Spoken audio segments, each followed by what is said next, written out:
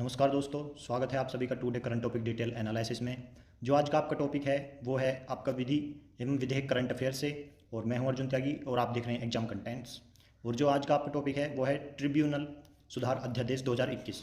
देखिए, इसके बारे में हम आज जानेंगे। ये अभी लागू हुआ है, इससे संबंधित क्या है, ये क्या है, इन सब का जवाब आपको इस वीडियो में मिल जाएगा। ठीक है, तो आइए शुरू करते हैं। देखते हैं हम वीडियो में आपको क्या क्या मिलेगा। ठीक है, वीडियो के अंदर क्या क्या होगा, चर्चा में क्यों आया है, ये क्या है, ये खबर क्यों बनी। ठीक है, इससे संबंधित हम क्वेश्चन जानेंगे। नंबर 2 पर हम देखेंगे कि जो संशोधन है, मैं आपको बताऊंगा इस अध्यादेश में 9 अधिनियमों के तहत अपीलीय न्यायाधिकरणों को भंग कर दिया गया है। वो जो 9 अधिनियम हैं वो कौन कौन से हैं वो बताए जाएंगे आपको इस संशोधन नंबर 2 में। नंबर 3 पर आपको वित्त अधिनियम 2017 की धारा 184 बताई जाएगी इसमें कि वो क्या है। ठीक है, क्योंकि ये उससे ही संबंधित है तो इसमें आपको ये भी बताया जाएगा। नंबर 4 पर आपको अनुच्छेद 123 के बारे में बताया जाएगा। अनुच्छेद 123 क्या है, तो यहाँ से आपकी किसी भी परीक्षा में कोई क्वेश्चन बन सकते हैं, तो देखना मत भूलिएगा। वीडियो को लास्ट तक देखिएगा क्योंकि कोई क्वेश्चन छूट ना जाए। चलिए शुरू करते हैं, चर्चा में क्यों है। देखिए, इसके चर्चा में आने का कारण है राष्ट्रपति, जो भारत के राष्ट्रपति हैं रामनाथ कोविंद ने हाल ही में द ट्रिब्यूनल रिफॉर्म्स ऑर्डिनेंस 2021 को लागू किया है। ठीक है, तो इसलिए ये चर्चा में है। जो हमारे राष्ट्रपति हैं, यदि ऐसा क्वेश्चन बने कि द ट्रिब्यूनल्स रिफॉर्म्स ऑर्डिनेंस 2021 को किसने लागू किया है, तो वो है हमारे भारत के राष्ट्रपति रामनाथ कोविंद जी। ठीक है, तो यहाँ से आपका क्वेश्चन बन सकता है। इसने 9 अधिनियमों के तहत अपीलीय अधिकारियों को भंग कर दिया और उनके कार्यों को उच्च न्यायालयों में स्थानांतरित कर दिया। देखिए, जो 9 अधिनियम थे मैं आपको बता दूंगा आगे, नंबर 2 पर बताऊंगा वो 9 अधिनियम कौन कौन से, उनको भंग कर दिया गया है। और जो उनके अंडर में काम आते थे, जो उनके अंडर में काम होते थे, जो भी वो 9 अधिनियम थे वो कानून ही थे। जो कानून थे वो सब उच्च न्यायालय के, अब उच्च न्यायालय द्वारा किए जाएंगे, उच्च न्यायालय के अंडर में चले गए हैं वो। ठीक है, जो 9 अधिनियम थे वो 9 अधिनियम कौन कौन से थे आइए देखते हैं। देखिए, वे जो 9 अधिनियम हैं तहत अपीलीय न्यायाधीश को भंग कर दिया गया। ठीक है, तो वो कौन कौन से हैं जो अब उच्च न्यायालय जिनका कार्यभार संभालेगा। तो देखिए, नंबर 1 पर है सिनेमेटोग्राफ अधिनियम 1952।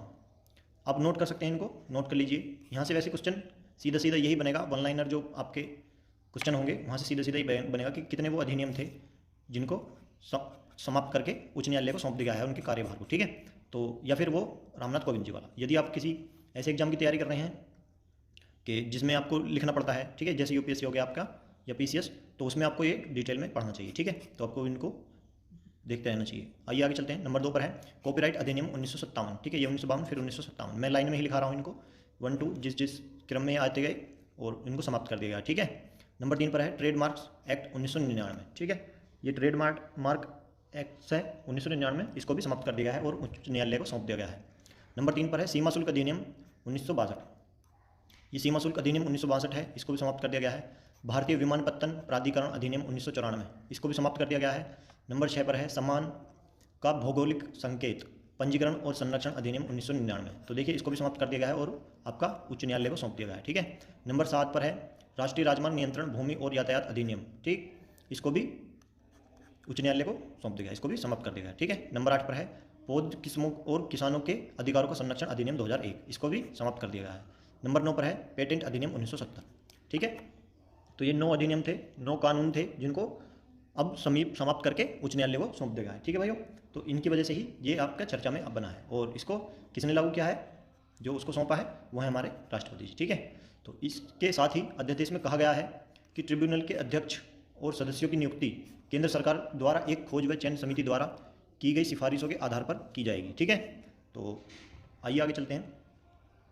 देखिए, समिति में जो समिति होगी वो भारत के मुख्य न्यायाधीश, केंद्रीय सरकार द्वारा नामित सचिव, मंत्रालय के सचिव शामिल होंगे, जिसके तहत न्यायाधिकरण का गठन किया जाता है और निर्वर्तमान चेयरपर्सन या सेवानिवृत्त मुख्य न्यायाधीश या सेवानिवृत्त सर्वोच्च न्यायालय के न्यायाधीश होते हैं। ठीक है, तो ये उसमें शामिल होंगे, ये उस समिति में। ठीक है, तो आइए आगे चलते हैं, देखते हैं नंबर 3 पर जो वित्त अधिनियम 2017 की धारा 184 है वो क्या है। ठीक है, ये भी इससे जुड़ी ही खबर है, इसलिए मैंने इसको यहाँ पे ऐड किया है। तो देखिए, इन 9 अधिनियमों के अलावा ट्रिब्यूनल रिफॉर्म्स ऑर्डिनेंस 2021 ने वित्त अधिनियम 2017 की धारा 184 में भी संशोधन किया है। जो आपका वित्त अधिनियम 2017 है उसकी जो धारा 184 है उसमें भी संशोधन हुआ है इस ट्रिब्यूनल रिफॉर्म्स ऑर्डिनेंस 2021 के द्वारा। ठीक है, तो ये तो 9 अधिनियम थे, इनको तो समाप्ति कर दिया गया है। ठीक है, और जो आपका ये जो है 2017 की जो 184 धारा है वित्त अधिनियम की, उसमें केवल संशोधन किया गया है, उनको तो समाप्ति कर दिया है। उनको तो जो भी वे अधिकार थे, जो भी वो कानून थे, वो सब उच्च न्यायालय को सौंप दिए गए हैं। ठीक है, तो आइए देखते हैं। इसने वित्त अधिनियम 2017 के दायरे में राष्ट्रीय उपभोक्ता विवाद निवारण आयोग को जोड़ा है।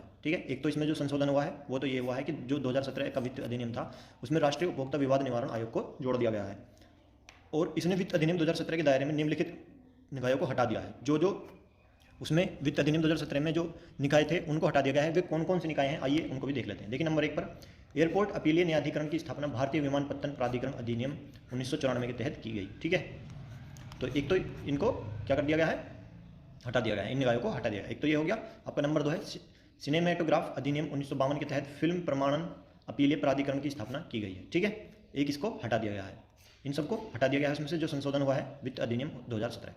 नंबर 3 पर है आयकर अधिनियम 1961 के तहत अथॉरिटी ऑफ एडवांस रूलिंग का गठन हुआ है।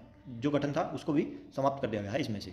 ठीक है, 2017 वाला जो आपका वित्त अधिनियम है उसकी जो धारा 184, ठीक है, धारा 184, उसमें से ये संशोधन हुए हैं।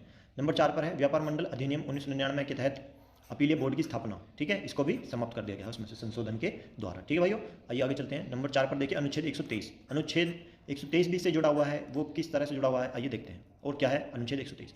भारतीय संविधान का अनुच्छेद 123 राष्ट्रपति को अध्यादेश लाने का अधिकार प्रदान करता है। देखिए यहाँ से आपको इससे संबंधित खबर नहीं आएगी तो ये आपको पॉलिटी में आ जाएगा। ठीक है, पॉलिटी या फिर आपका कॉन्स्टिट्यूशन में। ठीक है, यहाँ से क्वेश्चन बन जाएगा। और ये करंट से भी जुड़ा हुआ होगा क्योंकि ये अध्यादेश अभी लागू क्या है राष्ट्रपति जी ने। ठीक है, तो भारतीय संविधान का जो अनुच्छेद 123 है उसमें राष्ट्रपति को अध्यादेश लाने का अधिकार प्रदान करता है। ठीक है, कौन करता है? अनुच्छेद 123। नंबर 2, इस अधिनियम के तहत निर्धारित अध्यादेश का एक अधिनियम के समान प्रभाव होता है। समझ रहे हो? ये जो अधिनियम है इसके तहत, ठीक है, निर्धारित अध्यादेश का एक अधिनियम के समान प्रभाव होता है। जो ये दोनों सेम होते हैं, तो आपका अध्यादेश और आपका अधिनियम, ठीक है, ये दोनों का जो समान प्रभाव होता है। ठीक है भाइयों, तो ये आज की वीडियो में बस इतना ही था। वीडियो आपको कैसा लगा मुझे कमेंट करके जरूर बताइएगा, और वीडियो को शेयर करना मत भूलिएगा, अपने दोस्तों भाइयों को शेयर कर दीजिएगा। वीडियो अच्छा लगा हो तो लाइक कीजिए और सब्सक्राइब कीजिए एग्जाम कंटेंट्स चैनल को, बेल आइकन भी ऑन कर लीजिएगा जिससे आपको मेरी नेक्स्ट वीडियो की नोटिफिकेशन टाइम पर मिल जाया करेगी। ऐसी detail current topic detail analysis के साथ फिर मिलते हैं नेक्स्ट वीडियो में। तब तक के लिए नमस्कार, जय हिंद।